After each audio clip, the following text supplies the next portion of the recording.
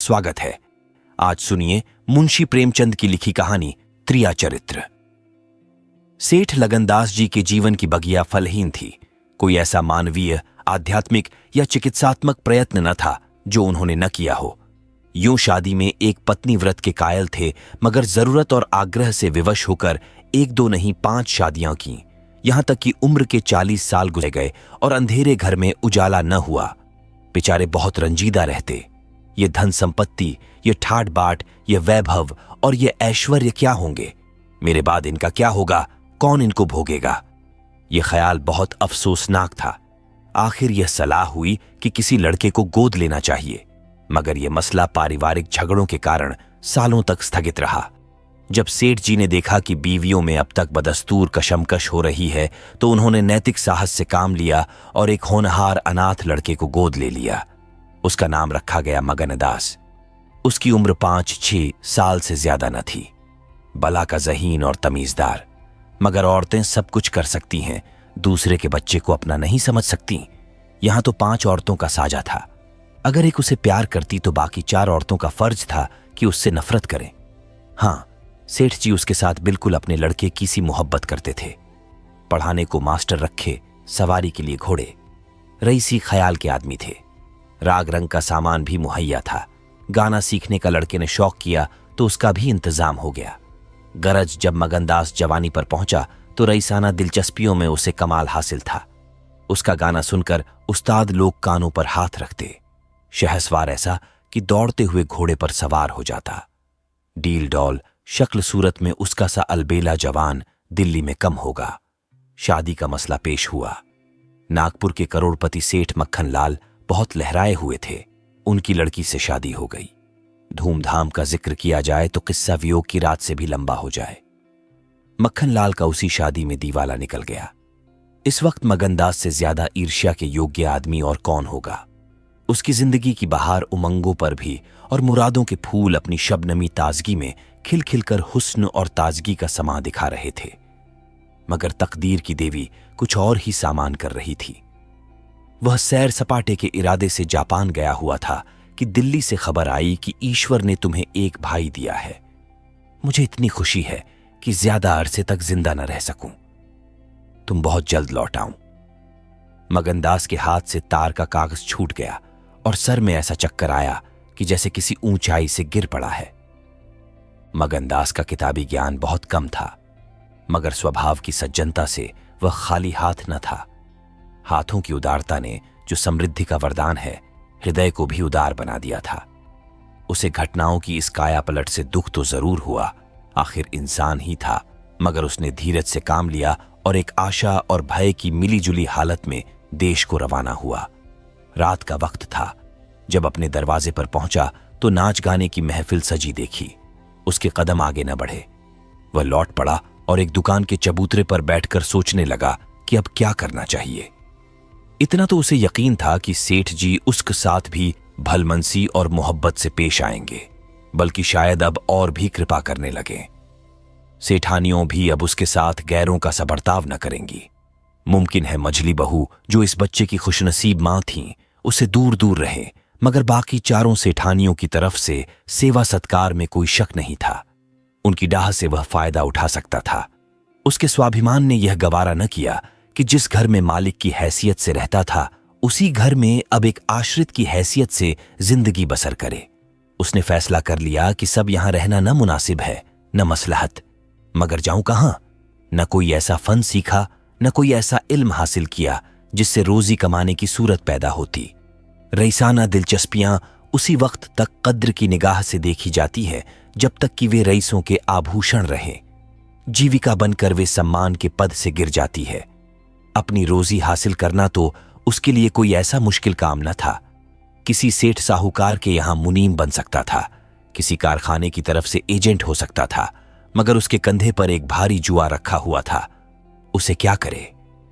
एक बड़े सेठ की लड़की जिसने लाड प्यार में परवरिश पाई, उससे यह कंगाली की तकलीफें क्यों कर झेली जाएंगी? क्या मक्खन लाल की लाडली बेटी एक ऐसे आदमी के साथ रहना पसंद करेगी जिसे रात की रोटी का भी ठिकाना नहीं? मगर इस फिक्र में अपनी जान क्यों खपाऊं? मैंने अपनी मर्जी से शादी नहीं की। मैं बराबर इनकार करता रहा। सेठ जी ने जबरदस्ती मेरे पैरों में बेड़ी डाली है। अब वही इसके जिम्मेदार हैं, मुझसे कोई वास्ता नहीं। लेकिन जब उसने दोबारा ठंडे दिल से इस मसले पर गौर किया तो बचाव की कोई सूरत नजर न आई। आखिरकार उसने यह फैसला किया कि पहले नागपुर चलूं, जरा उन महारानी के तौर तरीके को देखूं, बाहर ही बाहर उनके स्वभाव की, मिजाज की जांच करूं। उस वक्त तय करूंगा कि मुझे क्या करके चाहिए। अगर रईसी की बू उनके दिमाग से निकल गई है और मेरे साथ रूखी रोटियां खाना उन्हें मंजूर है तो इससे अच्छा फिर और क्या। लेकिन अगर वह अमीरी ठाट बाट के हाथों बिकी हुई है तो मेरे लिए रास्ता साफ है। फिर मैं हूं और दुनिया का गम। ऐसी जगह जाऊं जहां किसी परिचित की सूरत सपने में भी न दिखाई दे। गरीबी की जिल्लत नहीं रहती अगर अजनबियों में जिंदगी बसर की जाए। ये जानने पहचानने वालों की कनखियां और कनबत्तियां हैं जो गरीबी को यंत्रणा बना देती हैं। इस तरह दिल में जिंदगी का नक्शा बनाकर मगनदास अपनी मर्दाना हिम्मत के भरोसे पर नागपुर की तरफ चला, उस मल्लाह की तरह जो किश्ती और पाल के बगैर नदी की उमड़ती हुई लहरों में अपने को डाल दे। शाम के वक्त सेठ मक्खनलाल के सुंदर बगीचे में सूरज की पीली किरणें मुरझाए हुए फूलों से गले मिलकर विदा हो रही थीं। बाग के बीच में एक पक्का कुआं था और एक मौलसिरी का पेड़। कुएं के मुंह पर अंधेरे की नीली सी नकाब थी, पेड़ के सिर पर रोशनी की सुनहरी चादर। इसी समय एक नौजवान थका मांदा कुएं पर आया और लौटे से पानी भरकर पीने के बाद जगत पर बैठ गया। मालिन ने पूछा, कहाँ जाओगे? मगनदास ने जवाब दिया कि जाना तो था बहुत दूर, मगर यहीं रात हो गई। यहां कहीं ठहरने का ठिकाना मिल जाएगा? मालिन, चले जाओ, सेठ जी की धर्मशाला में बड़े आराम की जगह है। मगनदास, धर्मशाला में तो मुझे ठहरने का कभी संयोग नहीं हुआ। कोई हर्ज न हो तो यहीं पड़ा रहूं। यहां कोई रात को रहता है? मालिन, भाई, मैं यहां ठहरने को न कहूंगी। ये बाई जी की बैठक है। झरोखे में बैठकर सैर किया करती हैं। कहीं देखभाल लें तो मेरे सिर में एक बाल भी न रहे। मगनदास, बाई जी कौन? मालिक, यही सेठ जी की बेटी इंदिरा बाई। मगनदास, ये गजरे उन्हीं के लिए बना रही हो क्या? मालिन, हां, और सेठ जी के यहां है ही कौन? फूलों के गहने बहुत पसंद करती हैं। मगनदास, शौकीन औरत मालूम होती हैं। मालिन, भाई, यही तो बड़े आदमियों की बातें हैं। वे शौक न करें तो हमारा तुम्हारा निबाह कैसे हो? और धन है किस लिए? अकेली जान पर 10 लौंडियां हैं। सुना करती थी कि भगवान आदमी का हल भूत जोतता है, वह अपनी आंखों देखा। आप ही आप पंखा चलने लगे, आप ही आप सारे घर में दिन का सा उजाला हो जाए। तुम झूठ समझते होगे, मगर मैं आंखों देखी बात कहती हूं। उस गर्व की चेतना के साथ जो किसी नादान आदमी के सामने अपनी जानकारी के बयान करने में होता है, बूढ़ी मालिन अपनी सर्वज्ञता का प्रदर्शन करने लगी। मगनदास ने उकसाया, होगा भाई, बड़े आदमी की बातें निराली होती हैं। लक्ष्मी के बस में सब कुछ है, मगर अकेली जान पर 10 लौंडियां, समझ में नहीं आता। मालिन ने बुढ़ापे के चिड़चिड़ेपन से जवाब दिया, तुम्हारी समझ मोटी हो तो कोई क्या करे? कोई पान लगाती है, कोई पंखा झलती है, कोई कपड़े पहनाती है। 2000 रुपये में तो सेज गाड़ी आई थी, चाहो तो मुंह देख लो, उस पर हवा खाने जाती है। एक बंगालिन गाना बजाना सिखाती है, मेम पढ़ाने आती है, शास्त्री जी संस्कृत पढ़ाते हैं, कागज पर ऐसी मूरत बनाती हैं कि अब बोली और अब बोली। दिल की रानी है, बेचारी के भाग फूट गए। दिल्ली के सेठ लगनदास के गोद लिए हुए लड़के से ब्याह हुआ था, मगर राम जी की लीला 70 बरस के मुर्दे को लड़का दिया, कौन पति आएगा? जब से यह सुनावनी आई है तब से बहुत उदास रहती हैं। एक दिन रोती थीं, मेरे सामने की बात है। बाप ने देख लिया, समझाने लगे, लड़की को बहुत चाहते हैं, सुनती हूं दामाद को यहीं बुलाकर रखेंगे। नारायण करे मेरी रानी दूधों नहाए पूतों फले। माली मर गया था, उन्होंने आड़ न ली होती तो घर भर के टुकड़े मांगती। मगनदास ने एक ठंडी सांस ली। बेहतर है, अब यहां से अपनी इज्जत आबरू लिए हुए चल दो, यहां मेरा निभाह न होगा। इंदिरा रईस आजादी है, तुम इस काबिल नहीं हो कि उसके शौहर बन सको। मालिन से बोला, तो धर्मशाला में जाता हूं, जाने वहां खाट वाट मिल जाती है कि नहीं, मगर रात ही तो काटनी है, किसी तरह कट ही जाएगी। रईसों के लिए मखमली गद्दे चाहिए, हम मजदूरों के लिए पुआल ही बहुत है। यह कहकर उसने लुटिया उठाई, डंडा संभाला और दर्द भरे दिल से एक तरफ चल दिया। उस वक्त इंदिरा अपने झरोखे पर बैठी हुई इन दोनों की बातें सुन रही थी। कैसा संयोग है कि स्त्री को स्वर्ग की सब सिद्धियां प्राप्त हैं और उसका पति आवारों की तरह मारा मारा फिर रहा है। उसे रात काटने का ठिकाना नहीं। मगनदास निराश विचारों में डूबा हुआ शहर से बाहर निकल आया और एक सराय में ठहरा जो सिर्फ इसलिए मशहूर थी कि वहां शराब की एक दुकान थी। यहां आसपास से मजदूर लोग आकर अपने दुख को भुलाया करते थे। जो भूले भटके मुसाफिर यहां ठहरते उन्हें होशियारी और चौकसी का व्यावहारिक पाठ मिल जाता था। मगनदास थका मांदा था ही, एक पेड़ के नीचे चादर बिछाकर सो रहा और जब सुबह को नींद खुली तो उसे किसी पीर औलिया के ज्ञान की सजीव दीक्षा का चमत्कार दिखाई पड़ा, जिसकी पहली मंजिल वैराग्य है। उसकी छोटी सी पोटली जिसमें 2-1 कपड़े और थोड़ा सा रास्ते का खाना और लुटिया डोर बंधी हुई थी, गायब हो गई। उन कपड़ों को छोड़कर जो उसके बदन पर थे, अब उसके पास कुछ भी न था और भूख जो कंगाली में और भी तेज हो जाती है, उसे बेचैन कर रही थी। मगर वह दृढ़ स्वभाव का आदमी था। उसने किस्मत का रोना न रोया और किसी तरह गुजर करने की तदबीरें सोचने लगा। लिखने और गणित में उसे अच्छा अभ्यास था, मगर इस हैसियत में उससे फायदा उठाना असंभव था। उसने संगीत का बहुत अभ्यास किया था। किसी रसिक रईस के दरबार में उसकी कद्र हो सकती थी, मगर उसके पुरुषोचित अभिमान ने इस पेशे को अख्तियार करने इजाजत न दी। हाँ, वह आला दर्जे का घुड़सवार था और यह फन मजे में पूरी शान के साथ उसकी रोजी का साधन बन सकता था। यह पक्का इरादा करके उसने हिम्मत से कदम आगे बढ़ाए। ऊपर से देखने पर यह बात यकीन के काबिल नहीं मालूम होती, मगर वह अपना बोझ हल्का हो जाने से इस वक्त बहुत उदास नहीं था। मर्दाना हिम्मत का आदमी ऐसी मुसीबतों को उसी निगाह से देखता है जिसमें एक होशियार विद्यार्थी परीक्षा के प्रश्नों को देखता है। उसे अपनी हिम्मत आजमाने का, एक मुश्किल से जूझने का मौका मिल जाता है। उसकी हिम्मत अजनाने ही मजबूत हो जाती है। अक्सर ऐसे मार के मर्दाना हौसले के लिए प्रेरणा का काम देते हैं। मगनदास इस जोश से कदम बढ़ाता चला जाता था कि जैसे कामयाबी की मंजिल सामने नजर आ रही है, मगर शायद वहां के घोड़ों ने शरारत और बिगड़ैलपन से तौबा कर ली थी, या वे स्वाभाविक रूप से बहुत मजे में धीमे धीमे चलने वाले थे। वह जिस गांव में जाता निराशा को उकसाने वाला जवाब पाता। आखिरकार शाम के वक्त जब सूरज अपनी आखिरी मंजिल पर जा पहुंचा था, उसकी कठिन मंजिल तमाम हुई। नागरघाट के ठाकुर अटल सिंह ने उसकी चिंता को समाप्त किया। यह एक बड़ा गांव था। पक्के मकान बहुत थे, मगर उनमें प्रेतात्माएं आबाद थीं। कई साल पहले प्लेग ने आबादी के बड़े हिस्से को इस क्षणभंगुर संसार से उठाकर स्वर्ग में पहुंचा दिया था। इस वक्त प्लेग के बचे खुचे वे लोग गांव के नौजवान और शौकीन जमींदार साहब और हल्के के कारगुजार और रोबीले थानेदार साहब थे। उनकी मिलीजुली कोशिशों से गांव में सतयुग का राज था। धन दौलत को लोग जान का अजाब समझते थे, उसे गुनाह की तरह छुपाते थे। घर घर में रुपये रहते हुए लोग कर्ज ले लेकर खाते और फटे हालों की तरह रहते थे। इसी में निबाह था। काजल की कोठरी थी, सफेद कपड़े पहनना उन पर धब्बा लगाना था। हुकूमत और जबरदस्ती का बाजार गर्म था। अहीरों के यहां आंजन के लिए भी दूध न था। थाने में दूध की नदी बहती थी। मवेशी खाने के मुहर्रिर दूध की कुल्लियां करते थे। इसी अंधेर नगरी को मगनदास ने अपना घर बनाया। ठाकुर साहब ने असाधारण उदारता से काम लेकर उसे रहने के लिए एक मकान भी दे दिया, जो केवल बहुत व्यापक अर्थों में मकान कहा जा सकता था। इसी झोंपड़ी में वह एक हफ्ते से जिंदगी के दिन काट रहा है। उसका चेहरा जर्द है और कपड़े मैले हो रहे हैं, मगर ऐसा मालूम होता है कि उस अब इन बातों की अनुभूति ही नहीं रही। जिंदा है मगर जिंदगी रुखसत हो गई है।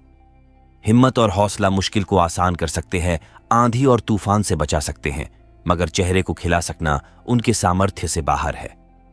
टूटी हुई नाव पर बैठकर मल्हार गाना हिम्मत का काम नहीं, हिमाकत का काम है। एक रोज जब शाम के वक्त वह अंधेरे में खाट पर पड़ा हुआ था, एक औरत उसके दरवाजे पर आकर भीख मांगने लगी। मगनदास का आवाज परिचित जान पड़ी। बाहर आकर देखा तो वही चंपा मालिन थी, कपड़े तार तार, मुसीबत की रोती हुई तस्वीर। बोला, मालिन, तुम्हारी यह क्या हालत है? मुझे पहचानती हो? मालिन ने चौंक कर देखा और पहचान गई। रोकर बोली, बेटा अब बताओ मेरा कहां ठिकाना लगे? तुमने मेरा बना बनाया घर उजाड़ दिया ना। उस दिन तुमसे बात करती ने मुझे पर यह विपत पड़ती। बाई ने तुम्हें बैठे देख लिया, बातें भी सुनी। सुबह होते ही मुझे बुलाया और बरस पड़ी। नाक कटवा लूंगी, मुंह में कालिख लगवा दूंगी। चुड़ैल कुटनी, तू मेरी बात किसी गैर आदमी से क्यों चलाए? तू दूसरों से मेरी चर्चा करे। वह क्या तेरा दामाद था जो तू उससे मेरा दुखड़ा रोती थी? जो कुछ मुंह में आया बकती रही। मुझसे भी न सहा गया। रानी रुठेंगी, अपना सुहाग लेंगी। बोली, बाई जी, मुझसे कसूर हुआ, लीजिए अब जाती हूं। छींकते नाक कटती है तो मेरा निबाह यहां न होगा। ईश्वर ने मुंह दिया है तो आहार भी देगा। 4 घर से मांगूंगी तो पेट को हो जाएगा। उस छोकरी ने मुझे खड़े खड़े निकलवा दिया। बताओ, मैंने तुमसे उसकी कौन सी शिकायत की थी? उसकी क्या चर्चा की थी? मैं तो उसका बखान कर रही थी, मगर बड़े आदमियों का गुस्सा भी बड़ा होता है। अब बताओ, मैं किसकी होकर रहूं? 8 दिन इसी तरह टुकड़े मांगते हो गए हैं। एक भतीजी उन्हीं के यहां लौंडियों में नौकर थी, उसी दिन उसे भी निकाल दिया। तुम्हारी बदौलत जो कभी न किया था वह करना पड़ा। तुम्हें कहां का दोष लगाऊं? किस्मत में जो कुछ लिखा था देखना पड़ा। मगनदास सन्नाटे में आ गया। आह, मिजाज का ये हाल है, ये घमंड, ये शान। मालिन का इत्मीनन दिलाया, उसके पास अगर दौलत होती तो उसे माला माल कर देता। सेठ मक्खन लाल की बेटी को भी मालूम हो जाता कि रोजी की कुंजी उसी के हाथ में नहीं है।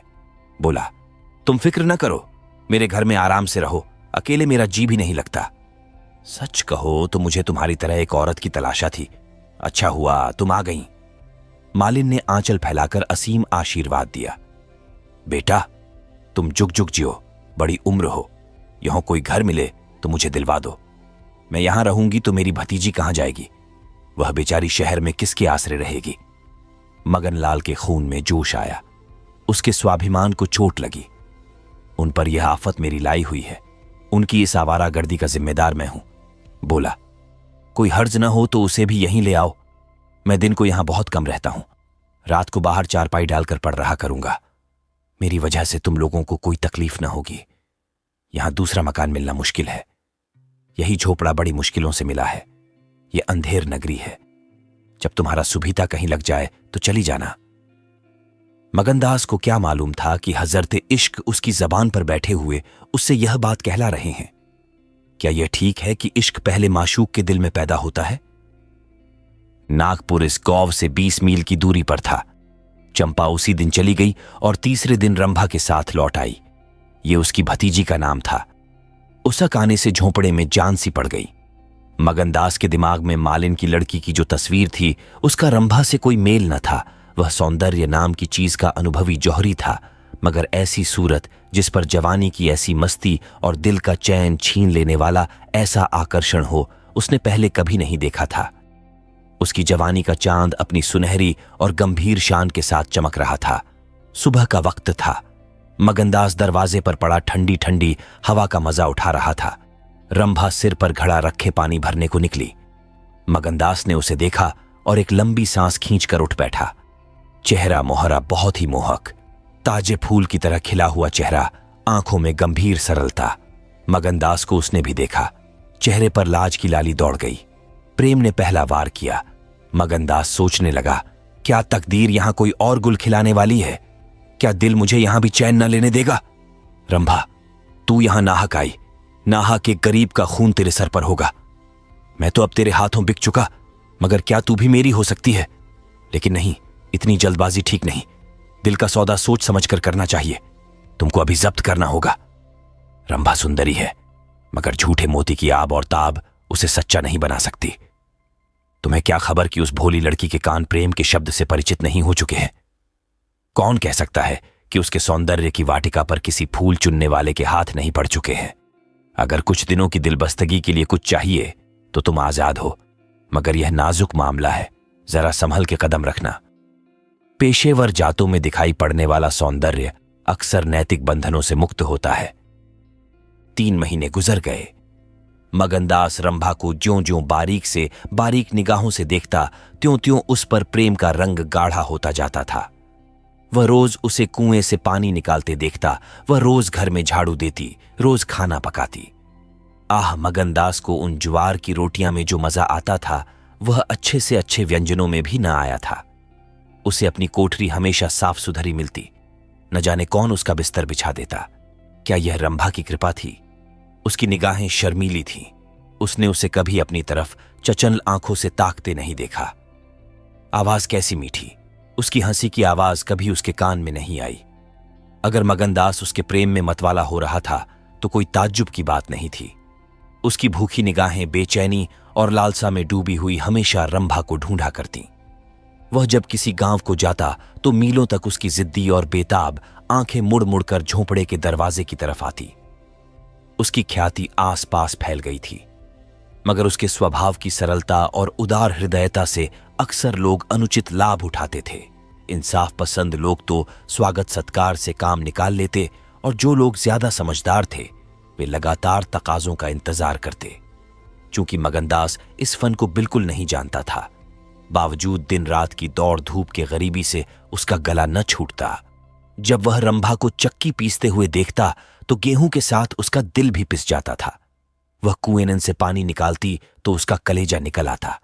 जब वह पड़ोस की औरतों के कपड़े सीती तो कपड़ों के साथ मगनदास का दिल छिद जाता। मगर कुछ बस था न काबू।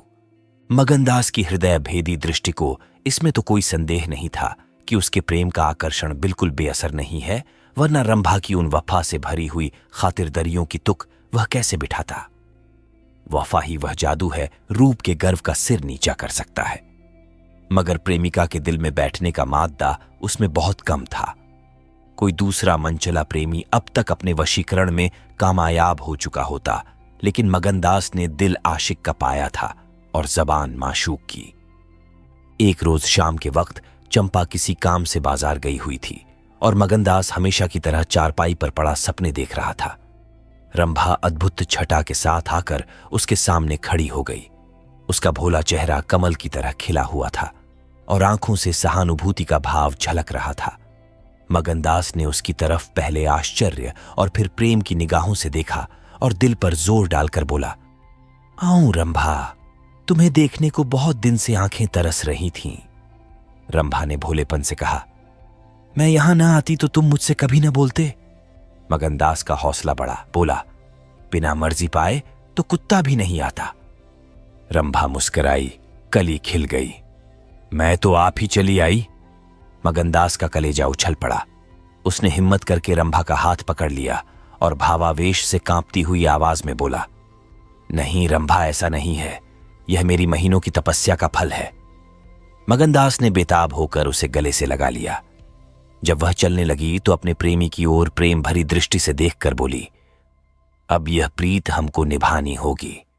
पौ फटने के वक्त जब सूर्य देवता के आगमन की तैयारियां हो रही थी, मगनदास की आंखें खुली रंभा आटा पीस रही थी। उस शांतिपूर्ण सन्नाटे में चक्की की घुमर घुमर बहुत सुहानी मालूम होती थी और वह उसके सुर से सुर मिलाकर अपने प्यारे ढंग से गा रही थी।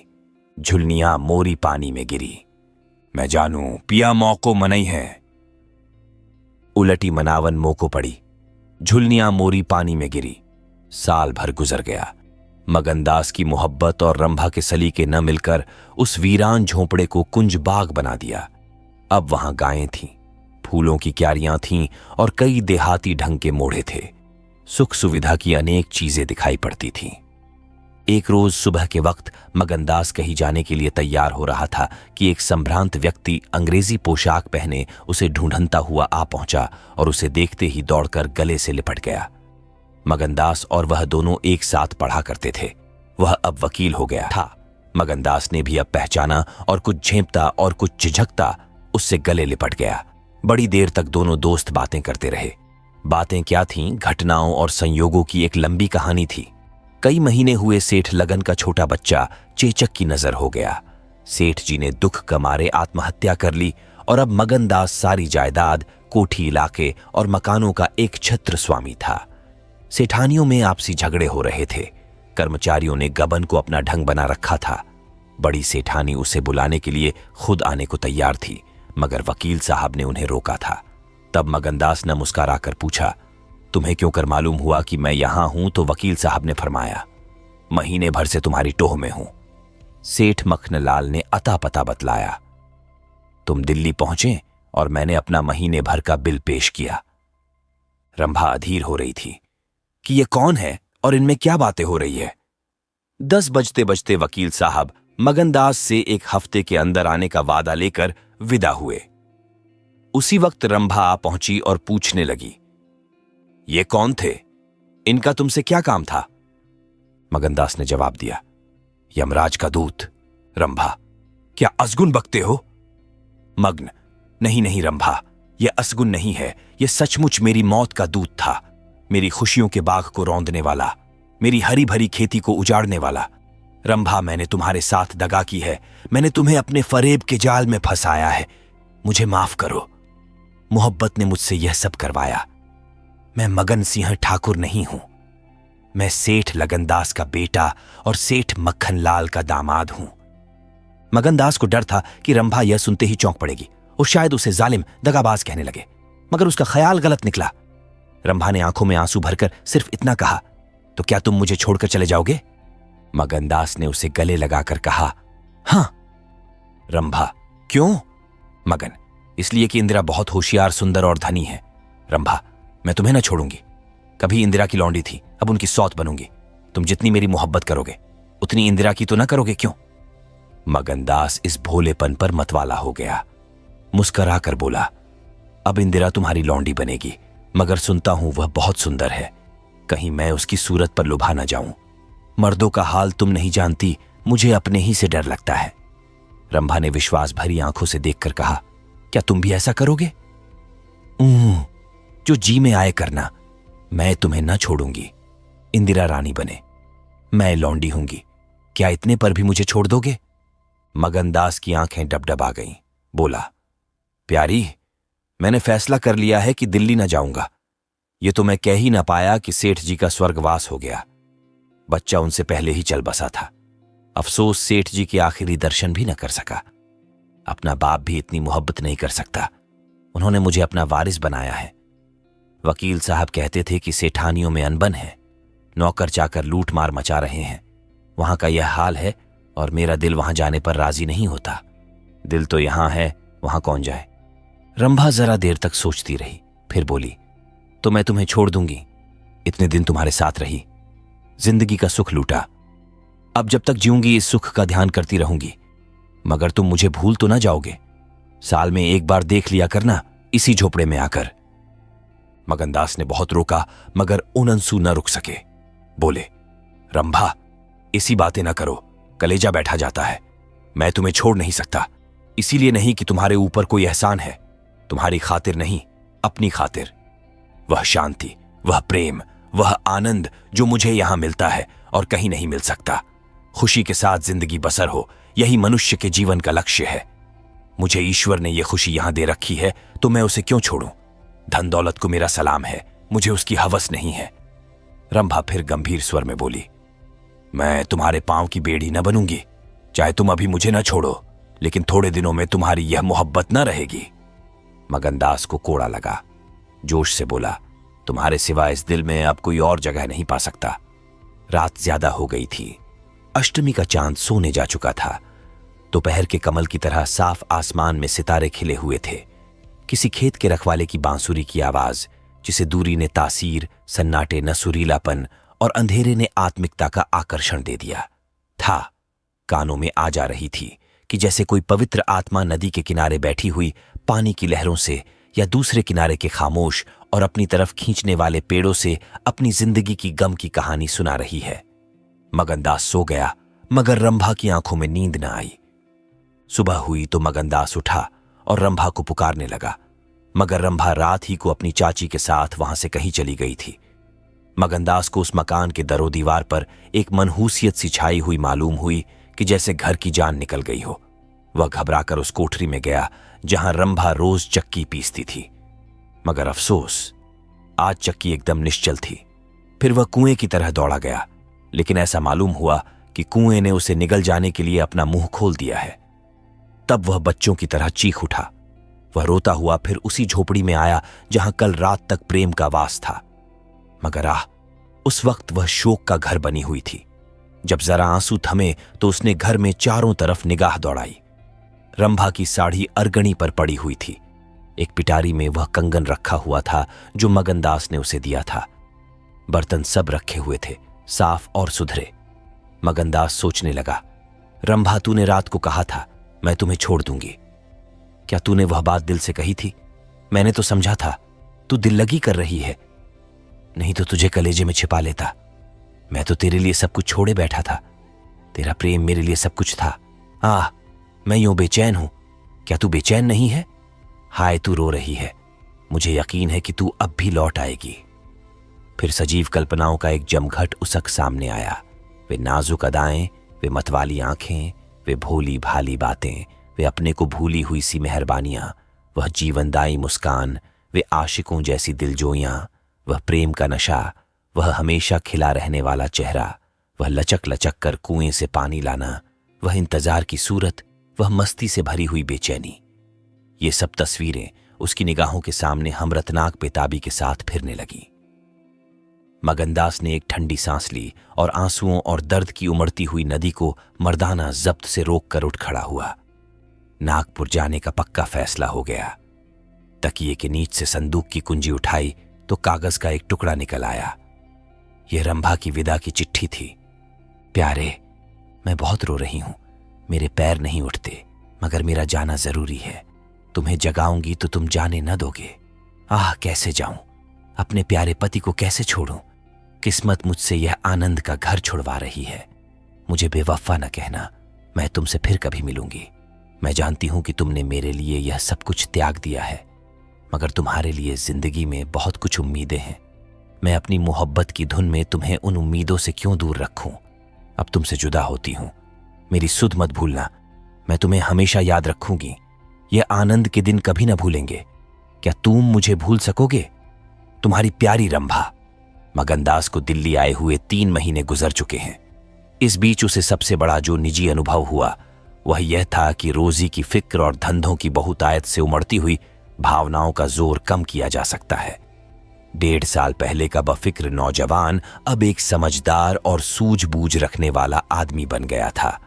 सागर घाट के उन कुछ दिनों से उसे रियाया की इन तकलीफों का निजी ज्ञान हो गया था जो कारिंदों और मुख्तारों की सख्तियों की बदौलत उन्हें उठानी पड़ती है।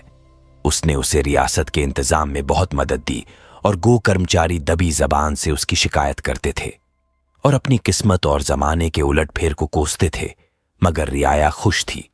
हां, जब वह सब धंधों से फुर्सत पाता तो एक भोली भाली सूरत वाली लड़की उसके ख्याल के पहलू में आ बैठती और थोड़ी देर के लिए सागर घाट का वह हरा भरा झोपड़ा और उसकी मस्तियां आंखों के सामने आ जाती। सारी बातें एक सुहाने सपने की तरह याद आकर उसके दिल को मसोसने लगती, लेकिन कभी कभी खुद ब खुद उसका ख्याल इंदिरा की तरफ भी जा पहुंचता। गो उसके दिल में रंभा की वही जगह थी, मगर किसी तरह उसमें इंदिरा के लिए भी एक कोना निकल आया था। जिन हालातों और आफतों ने उसे इंदिरा से बेजार कर दिया था वह अब रुखसत हो गई थीं। अब उसे इंदिरा से कुछ हमदर्दी हो गई। अगर उसके मिजाज में घमंड है, हुकूमत है, तकल्लुफ है, शान है, तो यह उसका कसूर नहीं, ये रईस जादो की आम कमजोरियां हैं, यही उनकी शिक्षा है। वे बिल्कुल बेबस और मजबूर है। इन बदते हुए और संतुलित भावों के साथ जहां वह बेचैनी के साथ रंभा की याद को ताजा किया करता था, वहां इंदिरा का स्वागत करने और उसे अपने दिल में जगह देने के लिए तैयार था। वह दिन दूर नहीं था जब उसे उस आजमाइश का सामना करना पड़ेगा। उसके कई आत्मीय अमीराना शान शौकत के साथ इंदिरा को विदा कराने के लिए नागपुर गए हुए थे। मगनदास की तबीयत आज तरह तरह के भावों के कारण, जिनमें प्रतीक्षा और मिलन की उत्कंठा विशेष थी, उचाट सी हो रही थी। जब कोई नौकर आता तो वह संभल बैठता कि शायद इंदिरा आ पहुंची। आखिर शाम के वक्त जब दिन और रात गले मिले रहे थे, जनान खाने में जोर शोर से गाने की आवाजों ने बहू के पहुंचने की सूचना दी। सुहाग की सुहानी रात थी। 10 बज गए थे। खुले हुए हवादार सहन में चांदनी छिटकी हुई थी, वह चांदनी जिसमें नशा है, आरजू है और खिंचाव है। गमलों में खिले हुए गुलाब और चंपा के फूल चांद की सुनहरी रोशनी में ज्यादा गंभीर और खामोश नजर आते थे। मगनदास इंदिरा से मिलने के लिए चला। उसके दिल से लालसाएं जरूर थीं, मगर एक पीड़ा भी थी। दर्शन की उत्कंठा थी, मगर प्यास से खोली। मोहब्बत नहीं, प्राणों का खिंचाव था जो उसे खींचे लिए जाता था। उसके दिल में बैठी हुई रंभा शायद बार बार बाहर निकलने की कोशिश कर रही थी, इसीलिए दिल में धड़कन हो रही थी। वह सोने के कमरे के दरवाजे पर पहुंचा।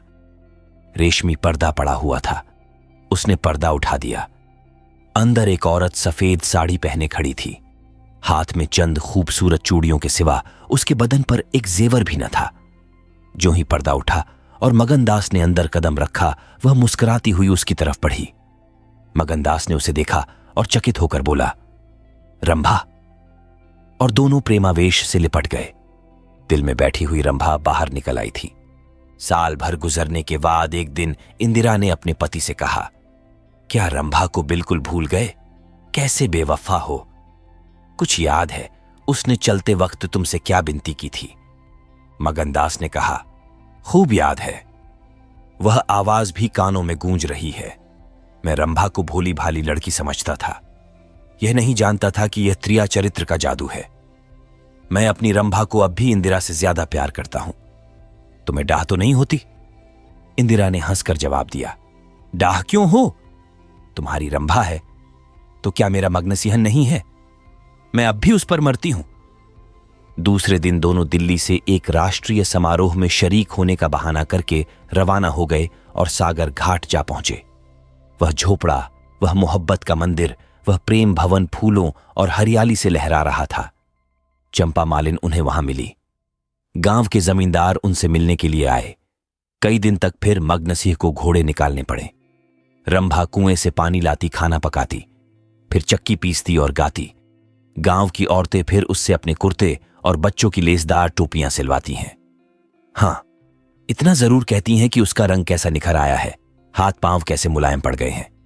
किसी बड़े घर की रानी मालूम होती है।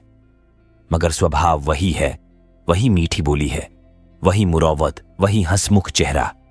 इस तरह एक हफ्ता इस सरल और पवित्र जीवन का आनंद उठाने के बाद दोनों दिल्ली वापस आए और अब 10 साल गुजरने पर भी साल में एक बार उस झोपड़े के नसीब जागते हैं। वह मोहब्बत की दीवार अभी तक उन दोनों प्रेमियों को अपनी छाया में आराम देने के लिए खड़ी है। आप सुन रहे थे मुंशी प्रेमचंद की लिखी कहानी त्रिया चरित्र।